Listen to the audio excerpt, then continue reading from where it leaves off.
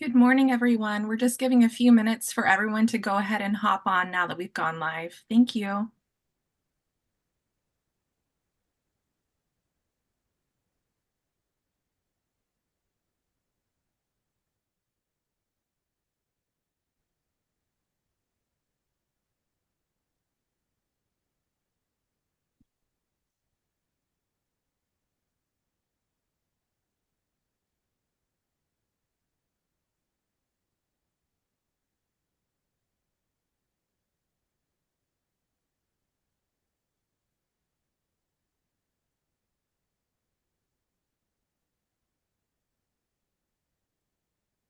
Good morning. If you're just joining us, we're going to give it one more minute for everyone to be able to enter the webinar.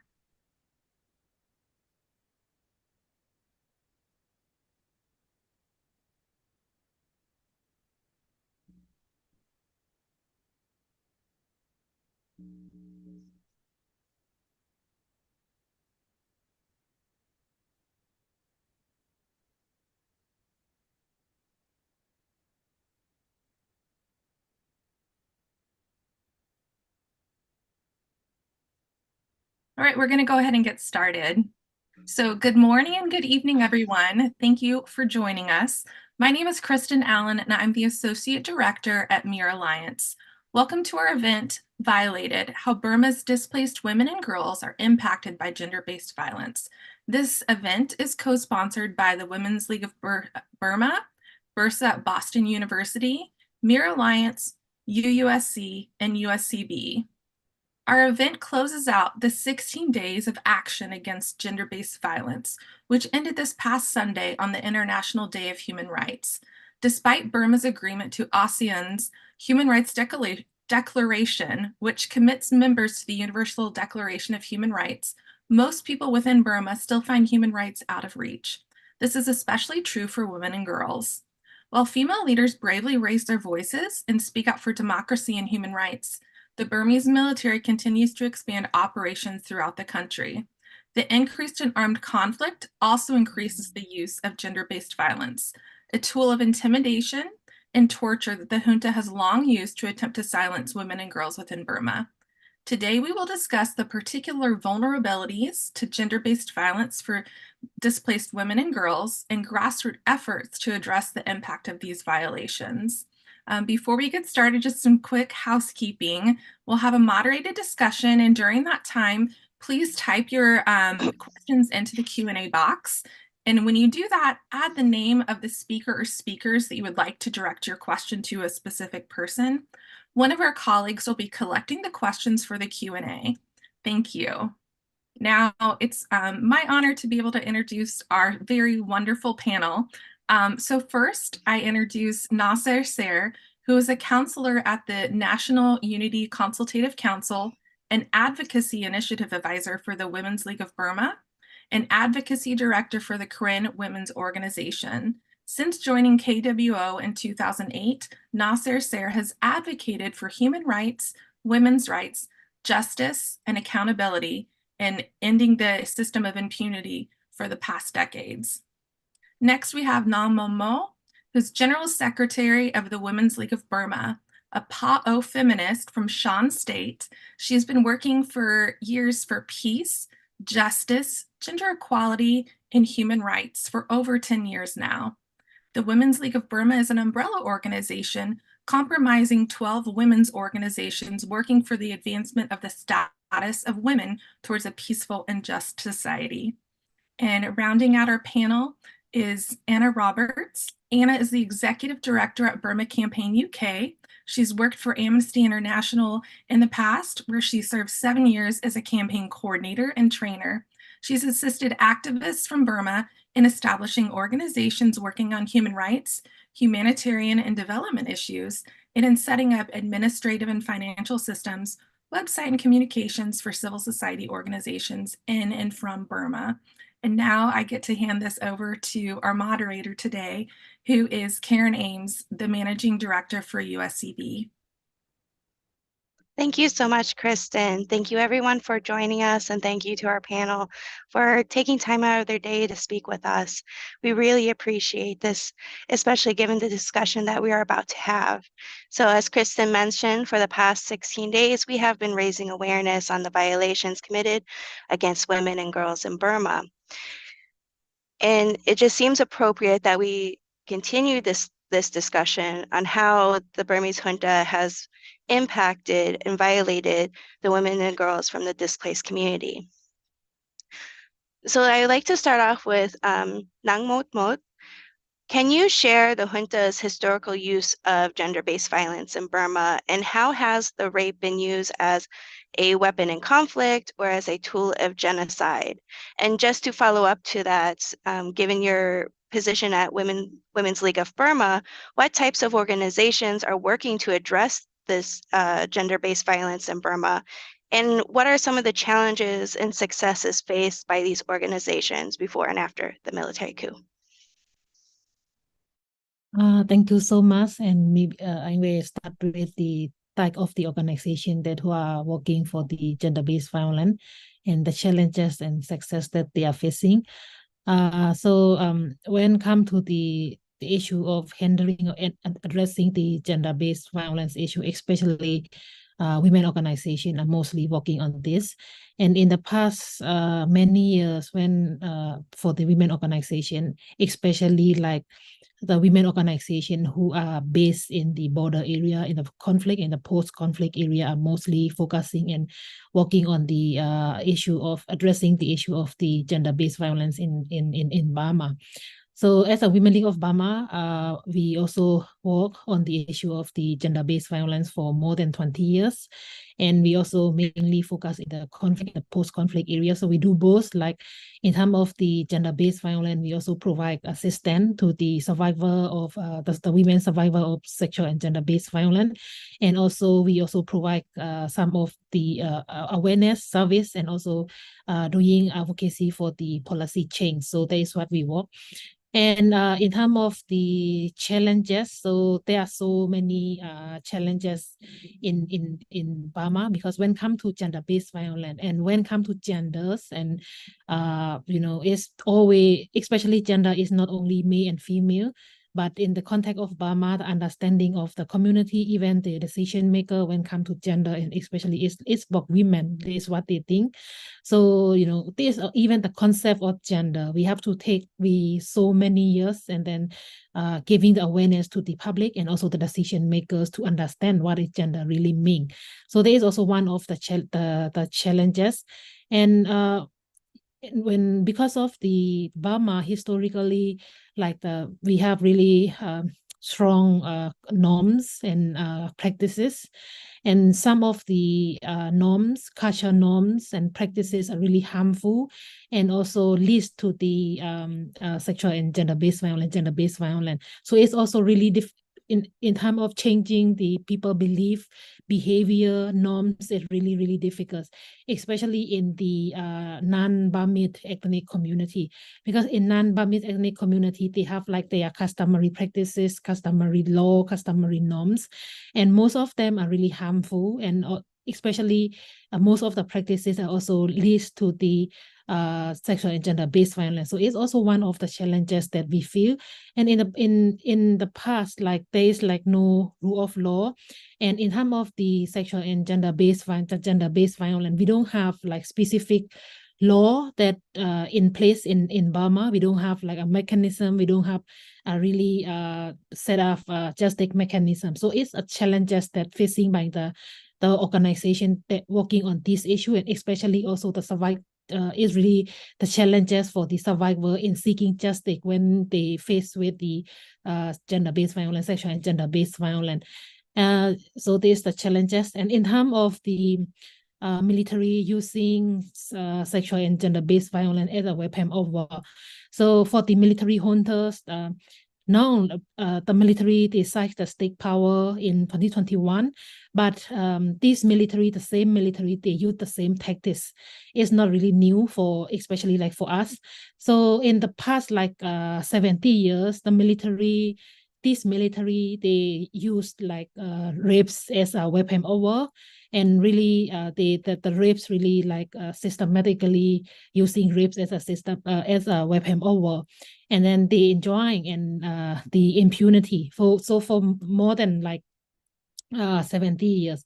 So as we have so many experience as a Burmese military in the past like 70 years when there is a conflict setting in Kachin area, for example, and then we will also see the military rapes, gang rapes that happen in the Kachin state, and especially target to the Kachin women. So there's like a use of the sexual and rapes as a weapon of war. So especially like as a military, they use rape as a weapon of war because they want to silence the voice and the concern of the ethnic women, the women and girls in the conflict setting areas. And at the same time, not only this, because also for the to silence the ethnic people, white and concern. So now the same military, they continue using the same tactics, and we all see that every day, even like today, there is like a rape case and gang rapes and kill rapes, and then set a fire like this. So the military, they continuous committing those kind of especially war crimes and crimes against humanity, because it's already mentioned in the Women, Peace and Security, like in 1325, because using rapes as a weapon of war is also a war crime and crime against humanity.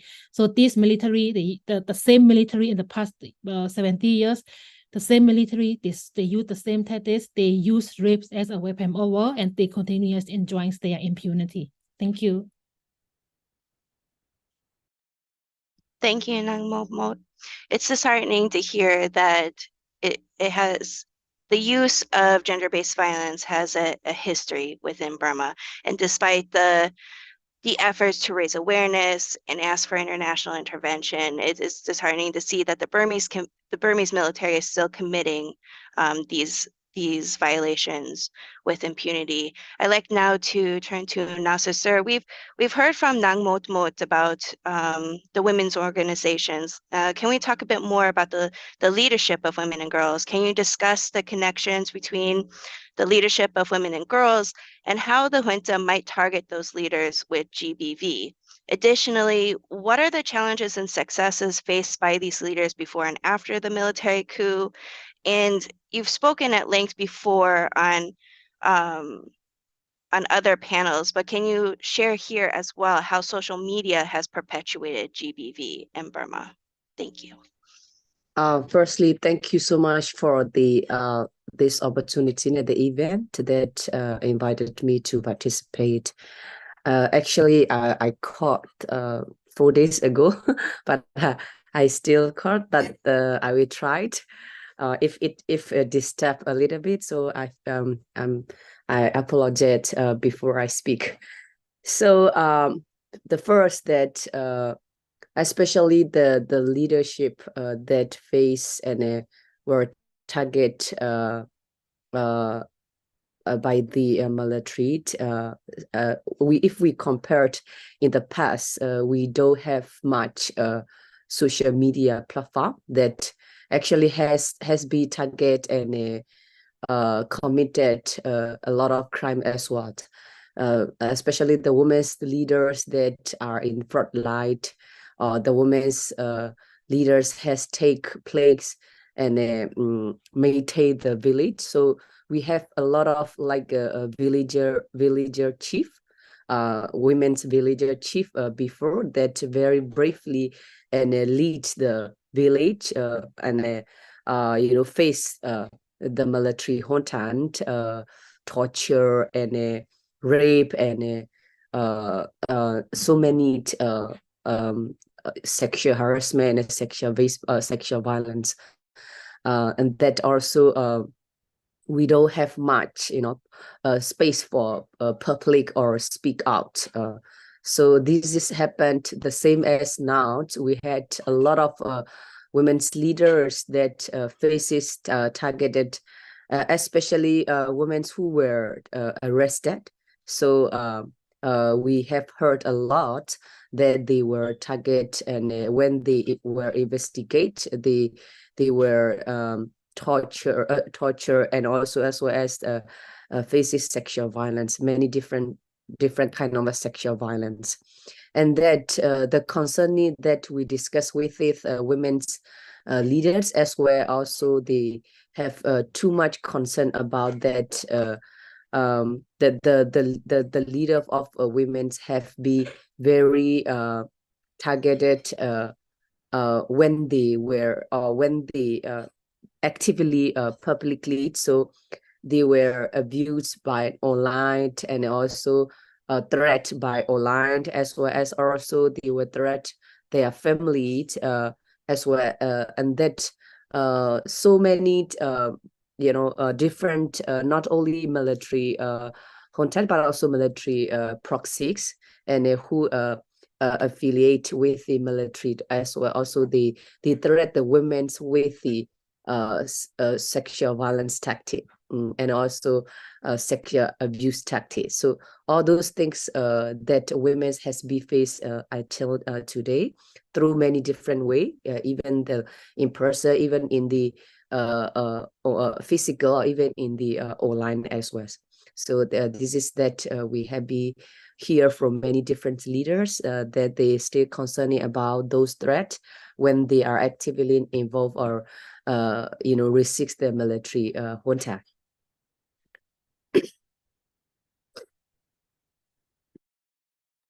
Thank you so much, Nasser, sir. So, Anna, we just heard from Nasser, sir, and Nang Mot Mot about the historical context and some of the current impacts of GBV on women and girls, including those from the impacted community. And you just came from the border. You had a trip to the border. Can you share about your trip, what you saw while you were there? What about the women and girls who have fled Burma and are now in the refugee situations? And are their needs being met once leaving Burma? Yes, thank you. Very pleased to be able to speak here today. So just come back about a week ago from a trip to the Thai-Burma border, visiting community groups, local civil society, women's groups, ethnic groups, and also meeting some of the displaced people from the sort of current conflict. General over impressions are, one, there is a sense of hope that we haven't seen before in terms of perhaps people are starting to see that the prospect of life beyond the military is possible, but also one of kind of like tremendous suffering and the sort of humanitarian situation that is really quite overwhelming. Just since October, 500,000 people have been displaced, bringing the number to over 2.5 million displaced since the coup. And women and girls are often very particularly affected by that. We visited one camp for displaced people in Karen State, and 2,500 people just since the beginning of the year have fled there, largely because of airstrikes or the threat of airstrikes by the military, but also because Burmese army soldiers have been either threatening their village in the area or in some cases coming and burning down their villages. And obviously the threat of violence and sexual violence is always there, which causes so many people to flee. But also women have particular specific problems. We were told, or we heard in the camp, that the majority of people there were women and children, and particularly either widows or divorced women. And so their challenges are even more stark because they have young children, some were sort of pregnant, and there's very little support, very little medical care available for them. We were told even sometimes the basics such as paracetamol are not even available. But I think the other striking thing is the incredible work that civil society groups are doing there to support communities. It's absolutely phenomenal that what they're doing and the scale of the problems they face, but they're sort of rising to the challenge. But I think one of the really striking things, again, that we were asked again and again, is that they just need more support from the international community. And that is what is so lacking here. And it's not just that there isn't enough aid going to support, the incredible work that these people are doing, but it's also the way that aid is given as well. We heard stories that, the funding application process is so long and so slow. There are regulations and red tape, which means it can be so difficult for civil society groups to access that funding. Programs that are really developed for sort of normal development situations and not suitable for conflict zones. So that's one of the things that a Burma Campaign and with others we've been sort of campaigning for a long time, is to try and address these problems, to get more aid, but also for it to be delivered in the right way, going not just through central Burma, but as more and more territory is being lost by the military and is being controlled by ethnic groups, that the international community really needs to step up and provide funding directly to these groups that are doing such fantastic work but getting so very little support from the international community. Thank you, Anna. I wholeheartedly agree that there needs to be more coming from the international community in terms of support and aid. Nang Mot, we just heard from Anna and what she has seen on her trip, and she spoke a bit on the challenges, but at the same time, the hard work that CSOs and women organizations on the ground are doing to service these displaced women within these camps. With Women's League of Burma, it serves as an umbrella organization to other women organizations. So through your work, what are the needs that displaced women and girls you guys have identified who have experienced gender-based violence? And how are you in the organizations able to meet those needs? And then I know Anna mentioned some of the programs. Can you expand more on those programs currently available to support them?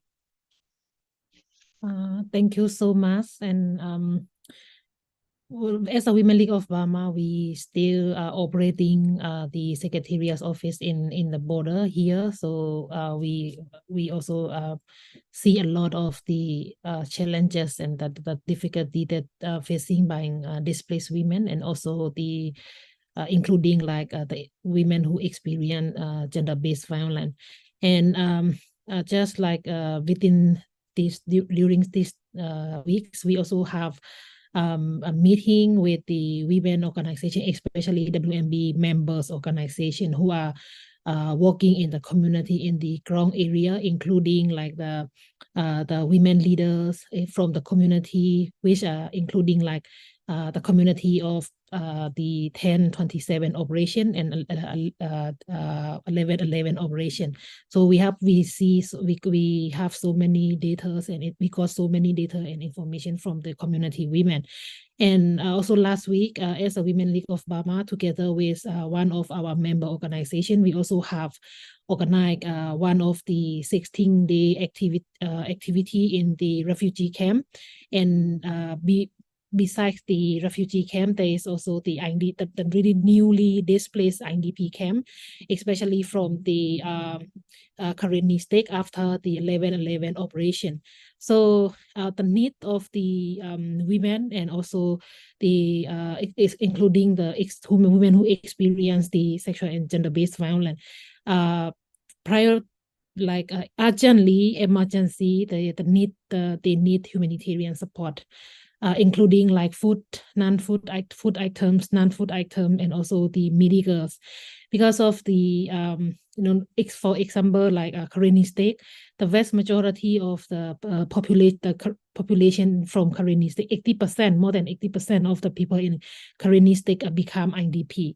So they need like but since the coup, like almost 3 years now, they did not like access the effective and sufficient humanitarian support. There is like humanitarian shortage in the community. So there's like immediately urgent needs of the humanitarian support, especially food, non-food, and medical supports as well.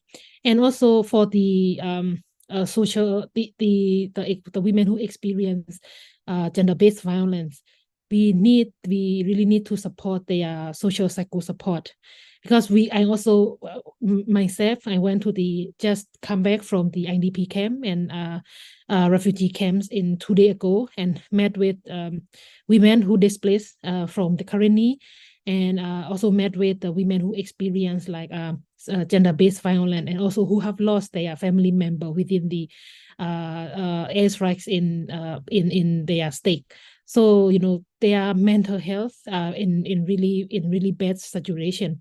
So we really need to support like social psycho support, and also like counseling service, those kind of things, and as well as also the livelihood, because I see that like when they displaced to the IDP camp, they already have a trauma, already have they have really bad experience in their hometown, in their place. But when they come and stay in the IDP camp, there is like a humanitarian shortage, and they have to live in a really small place with so many people, and they get another trauma, they get another mental problem. So we also have to support like some of the livelihood support to the women, including sexual and the survival of sexual and gender-based violence. And safety and security is also really important, including like the civic society organization, the women organization who are working in the community, in the ground. The agent, the safety and security is the agent supports as well. WMB members organization, one of WMB member organization, their staff, 50 member of their staff are stuck in the one township. So and until now there are so many difficulty to rescue their staff member. So the safety and security support is also really important. And also like we can also now supporting for the to seek justice for the sexual and gender-based violence. We know we did not trust the military junta justice system, and the military junta justice system cannot be seek justice for women. We know, but now like there are some of the initiative in the different community, and we also need to support for the women, especially the gender-based violence case, to seek the justice from different justice mechanism, because like ethnic justice mechanism, those kind of thing. And in terms of providing the support, they are the mechanism, especially like women organization, humanitarian actors, like the ethnic health organization, ethnic resistance organization. For Women League of Burma, we provide like the humanitarian support and the service and assistance to the sexual and gender-based violent women since more than 20 years ago. Same as the ethnic resistance organization, they have capacity. They know how to, they have capacity, they have mechanisms, and they have system in place, and how to provide the support to the displaced population. So there is a mechanism, and as the international community, we can, if they have a political way, and they're already like, we don't need to worry like how to provide effectively like this, but they are already like the exist system are in place, especially like ethnic health organization, women organization, civic society organization, ethnic resistance organization. So they are like this, like the existing mechanism. And as a Women League of Burma, we also provide like humanitarian support and some of the assistance, but there are so many challenges. We could not provide really effective to humanitarian support to the displaced population, including women and the gender-based violence, because now the people, the majority of the people, the vast majority of people are in need, but the support that we receive from the international is very limited. So we cannot provide effectively into the people who are in the community, people who are in need. So if there is a political way, there is a system, there is a mechanism, and there is the organization that who can work effectively in terms of responding and addressing those kind of issues. Yeah. Thank you so much, Nangmut. It's important to hear about these challenges and the needs of the people, women and girls in this instance, to hear from you, Nangmut and Anna, because we we raise awareness, we ask for this support, but the international community also needs to know how to support. And this is great information to share, so that way moving forward, the international community would have better knowledge on how to support the women and girls from the impacted community. I'd like to turn to you now, Sister. How does the NUCC plan to address gender-based violence and ensure gender protection when the new government takes power? Additionally, how does the NUCC plan to address the needs of the impacted women and girls of gender-based violences we have been hearing throughout this through this event? Thank you. Thank you. It's good question. So since the military coup, so this is the first and platform that women's directly represent in the NUCC platform, and we have been through a lot to raise the voice of the women, especially women's or all gender class that has been faced any violence, any violations, and also any discrimination, any inequality. So this is the platform that we get the space to speak out and try to protect or plan for the future, how we can address and protect. So actually NUCC is not the body that do implementation. It's the body that develop the policy and guide policy body, especially also mostly make a decision regard on the political situation and action. So this is the platform that we have decision-making body to address or to protect, to develop the policy for all of the issue that we need to do. So we had some part, some principle that mentioned in the charter, especially women's has to be in the all level of the decision-making level, at least women 30%. And also some point that we also mentioned about to protect the women's from the customary practice or, any discrimination. And also we also had some values to have gender equality and any diverse unity. All those things also we had made up in the charter, and that we also come out with the joint coordination committee gender GCC, we call GCC gender. So basically focus the gender issue, and we come out with we develop the gender positive gender equality position that already published last August 7th on the page of the NUCC. So in that we had mainly have several standpoint. So what is that is the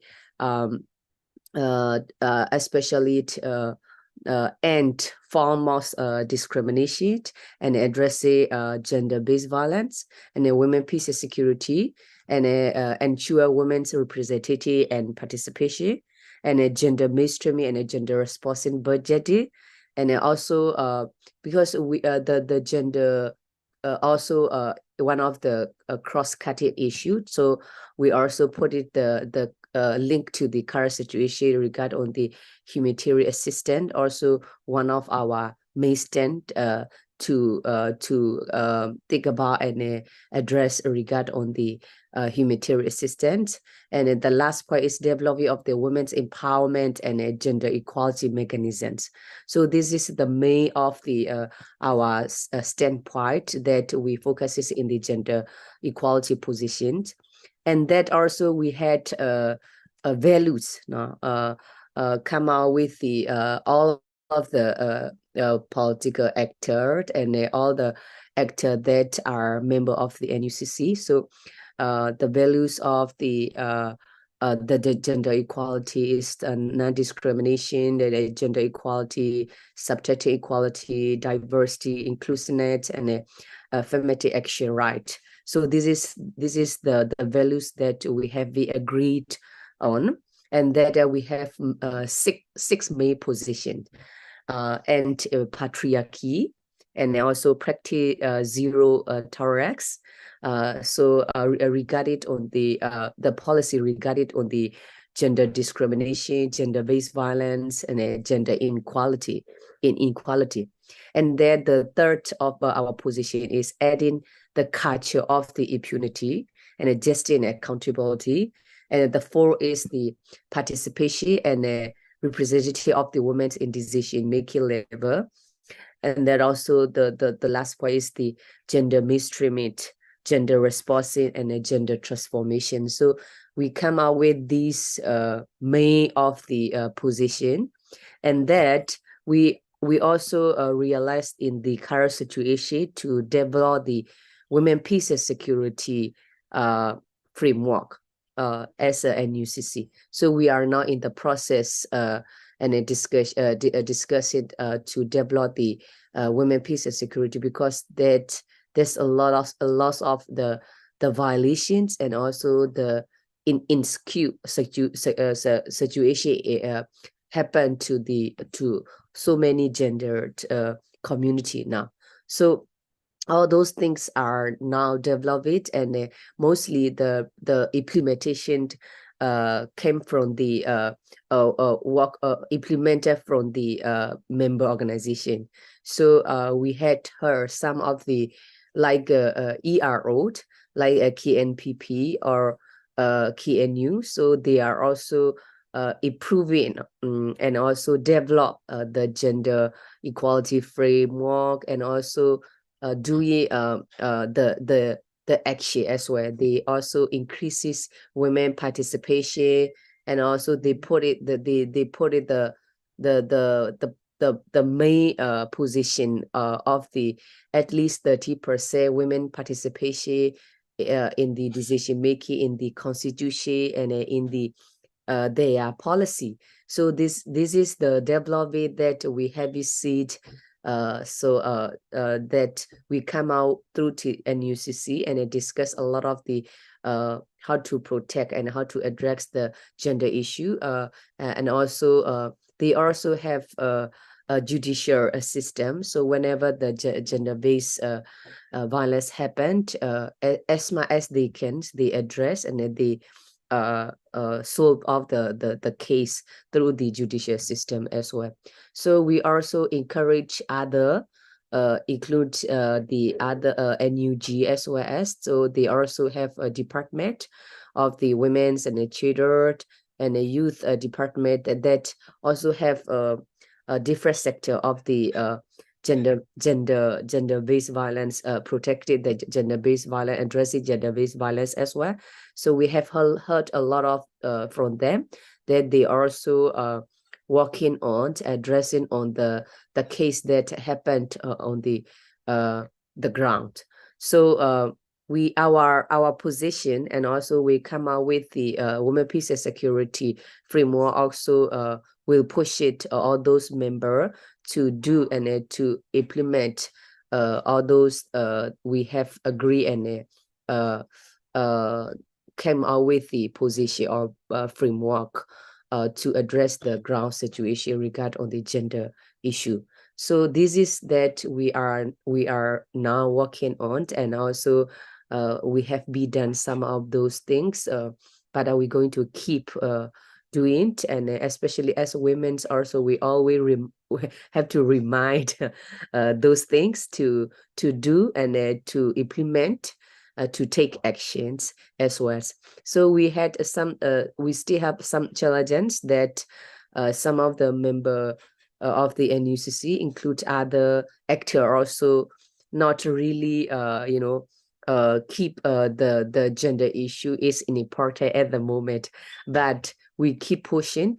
This is the thing that we need to solve on time. Otherwise, the conflict will still go. We make it more and more, and there will be all ongoing impunity. So and that the situation regard on gender-based violence or any sexual violence, all those things, we get it worse and worse. So this always we have to do awareness raising. So let's see the 60-day activity also make a lot of awareness raisings and advocacy message and pushing all those actor, whoever.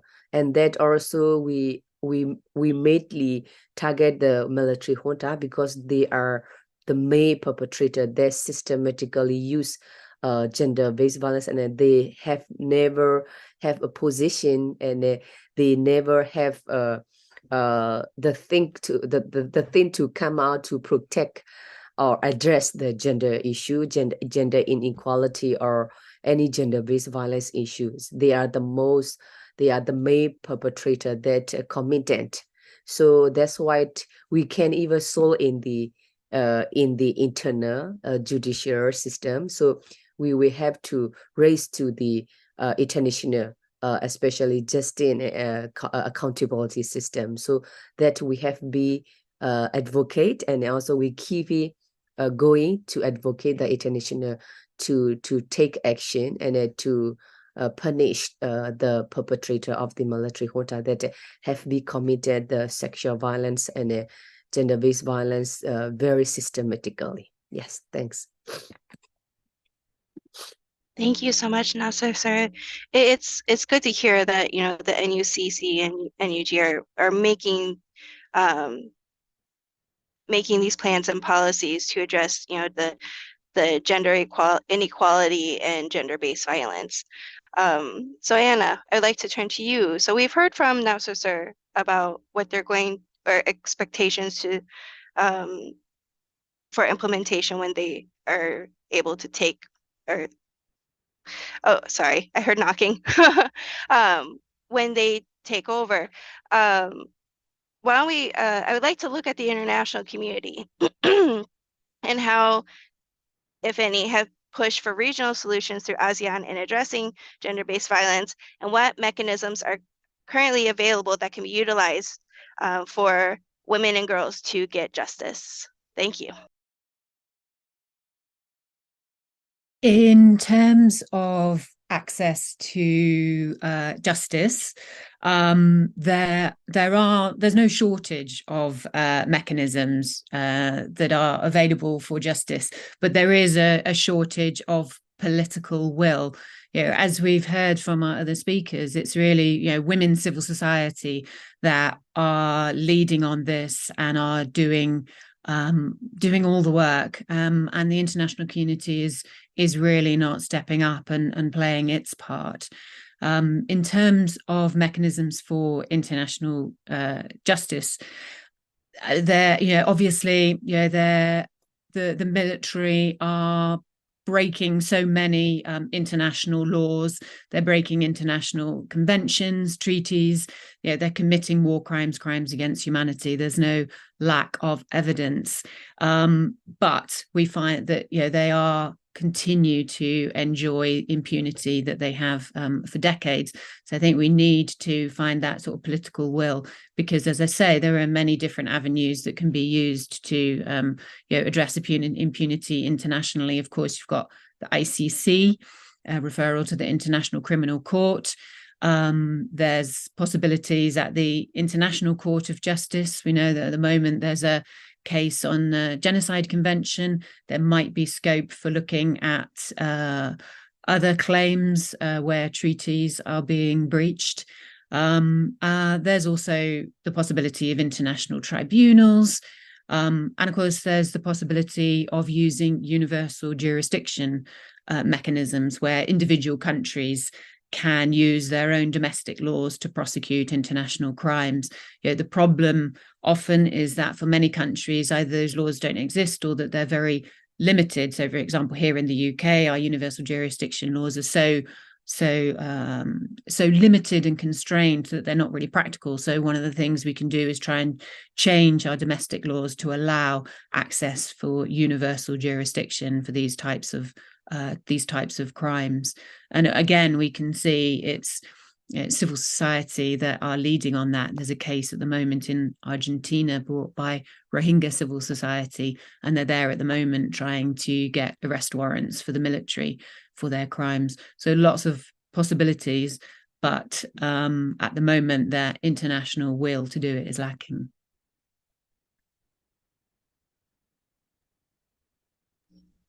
Okay, thank you, Anna. I'd like to pivot to the Q&A, and I think this would be a great follow-up question to what you were just discussing, Anna. An attendee asked, there's minimum initial service package for crisis situation and UNFPA for sexual and reproduction health, including for gender-based violence. We'd like to know any collaboration with UNFPA and other organizations for GBV, any technical help and psychosocial help from the medical doctors. Anna, if you would like to take that question. I actually don't know that of any support that is happening there, but it's a really good point, because I think the international community has really not given very much thought at all to providing support for victims and survivors of gender-based violence. So I think, there's no sort of psychological support for trauma. There's no programs to support survivors of rape and sexual violence. Secure accommodation, situation in refugee camps. Women are very vulnerable to sexual violence, but very little resources are being put into meeting those sort of specific needs. Apart from community groups, but from the international perspective, there's very little thought or funding going into that. And I think, even when you had, several years ago, the UK prioritized preventing sexual violence in conflict initiative, when it came to Burma, it actively avoided including rape and sexual violence perpetrated by the military, because it didn't fit their embracing of Thein Sein at the time and the reform process, and instead it sort of focused on domestic violence issues. So I think even sometimes when the international community does focus its attention on it, it's not followed up by sort of practical action and support. So there's absolutely a sort of gaping need for that to happen. Thank you, Anna. Nang Mot, would you like to comment on this as well? Yes, thank you so much for the question. And thank you so much for sharing this. There is also the initial service package in the UNFPA. And because for the Burma, the support to the sexual and gender-based, the survivor of sexual and gender-based violence or displaced community is also really need to be approached from the survivor central approach. And so I think we as a UNFPA and we maybe needs to focus on the survivor central approach, especially to do this. Collaborate with the community, civic society organization is really important. Otherwise, yes, we had some of other organizations as well, some of other UN agencies, they also have service and assistance or a program for the sexual and gender-based violence. But especially this information are not known by the people in the community, and because they did not get the information, and then they could not access the service. That the service are not accessible for the women who are really in the conflict areas. So yes, but the survivor central approach is also really important. And also when it comes to the service providing to the community, working together with the civic society organization in the community level is also really, really important. So for us, I think there will be there can be a collaboration, because like I mentioned before, the civil women organization and civic society in the community, they already have a system. Like Women League of Burma, before the military coup, we run a safe house, the crisis support centers in several areas through our member organization. So we have a system already, the people who have capacity like this already. So collaboration, there will be opportunity and potential collaboration between UNFPA or other UN agency and civic society organization, but all need to be based on the survivor central approach and then bottom-up approach. Yeah. Thank you so much, Nang Mot. Now, Sir, did you want to make a quick comment for this question? Yeah, one thing. So as a ground situation, Momo and Anna has mentioned a lot. Also, it also need to support the policymaker group, no? It is also really important to support them, engage with them directly to how to say, push them to come out with the comprehensive or inclusive framework. So as I mentioned before, so we as a NUCC already come out with the gender equality position, and also we are processed on the women, peace and security framework that we see that current situation that need to address based on the women, peace and security framework. So the women, peace and security framework, so we Women's League of Burma initiate to develop the framework. So not only we finish the paper, but also we want the implementation that come out from the many different actors. So all those groups also need technical or financial support as well. And then also we want international community include a donor to engage and hear what the needs and what the thing that they need to support effectively. Otherwise, we have heard and see a lot international support GVB issue, but we don't see some way that get effectively, because some of them they did not engage many diverse groups, so they just engage a few of the groups that do it on the GVBs. Actually, we had a policy maker body, as you know. So NUCC platform also is the one of the platform, and there's a lot of actor in there as well, so they can engage directly, because most of those group also they have their operate area, and also the GVB issue also come out from different area as well. They are also addressing all those things as so. They receive very lack of support from the international. So this is really important to link the leadership, the decision making body to the ground implementations. Yes, thanks. Thank you so much, now, Sir. We are coming close to the top of the hour, so I'd like to now go back to the speakers to just go through final thoughts. With Nang Momot, why don't we start with you? I know you have talked about this at length, but can you just reiterate the kind of support or action that you would like to see from the international community, and if you would like to add any additional thoughts, that would be great to hear too. Thank you. Thank you so much.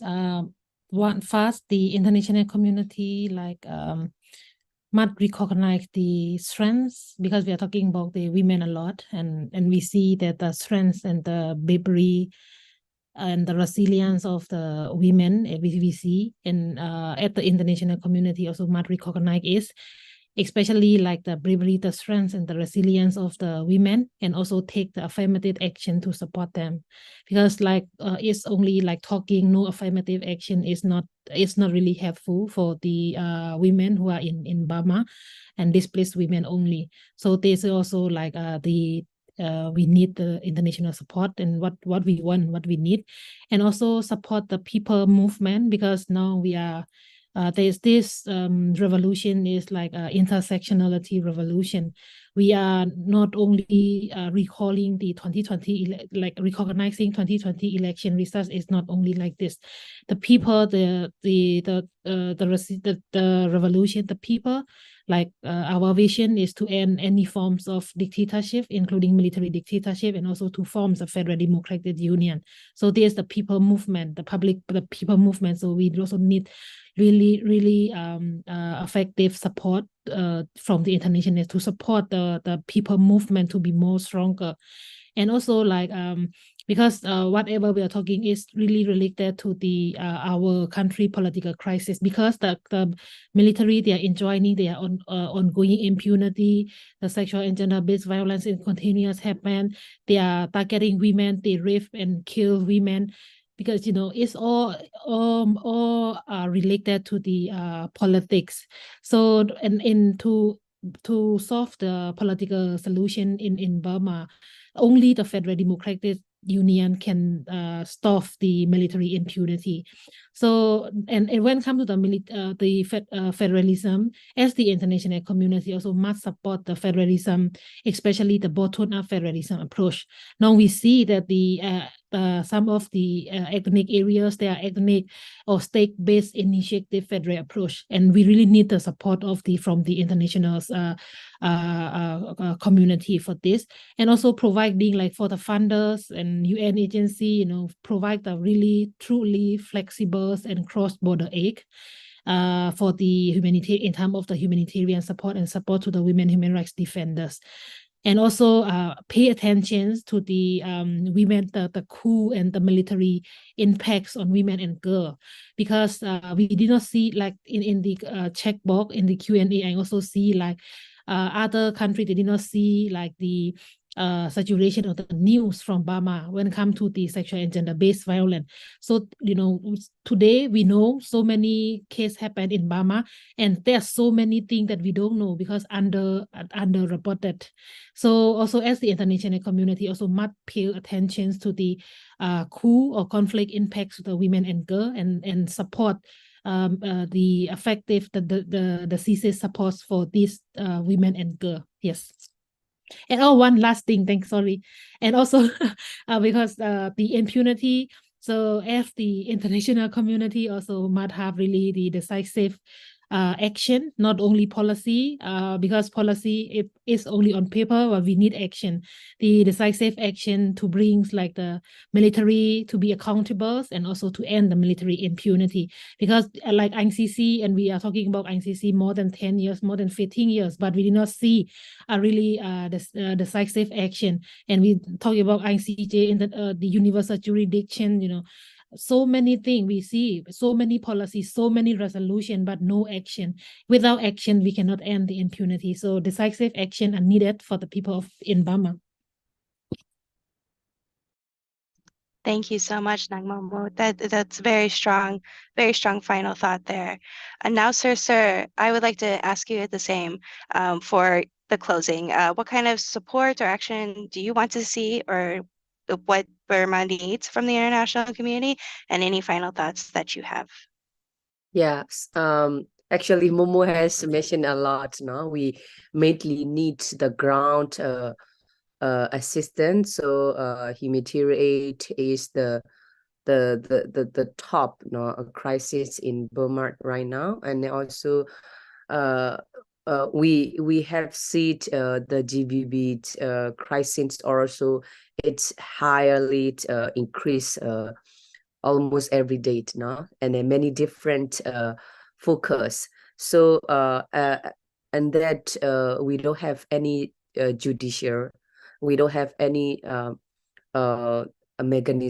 mechanism of get it justice, but we at least have ERO that have some of their judicial system that we can access, but most of the places they don't have a judicial system to get the justice.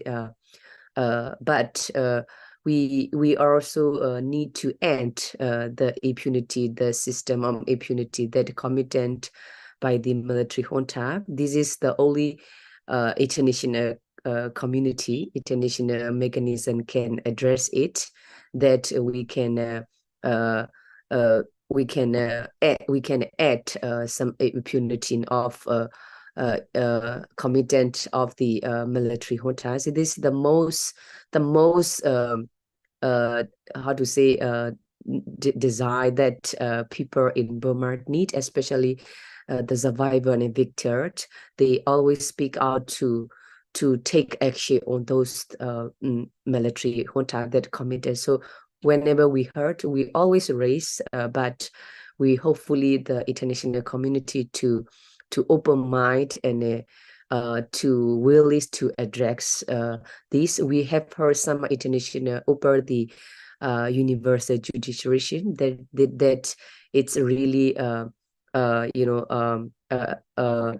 happy that we hear some international are opening. So we also hope from other country to open that and do it as much as they can. Even as a UN Security Council cannot make a decision, even as a UN General Assembly cannot make a decision, but we can hope I guess individual country, individual state can do such to reach the justice and accountability and to reduce the violation regard on the gender-based violence, sexual violence, all those violence that has been faced, not only women's but also very young girl, even include the children. They have been raped by military junta, and then same as the rape, after the rape, they kill, they burn. So there's so many atrocity and brutally happened.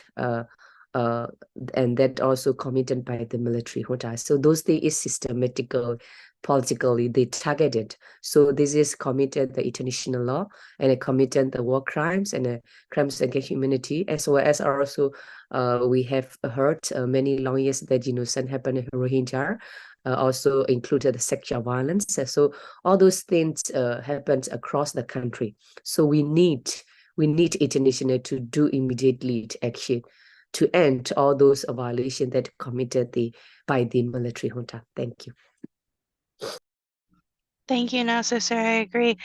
There needs to be a stop to the impunity, the atrocities, the war crimes. There needs to be justice for the women and girls that have been abused and violated. Anna, would you like to add any additional thoughts, final thoughts before we close out the program? Well, I think Namamu and Nasa have put it so well and so strongly what is needed. And I think it just comes across so strongly and from the trip that the international community is really failing in its duty and responsibility to support. There's a question of fine words, but very little action.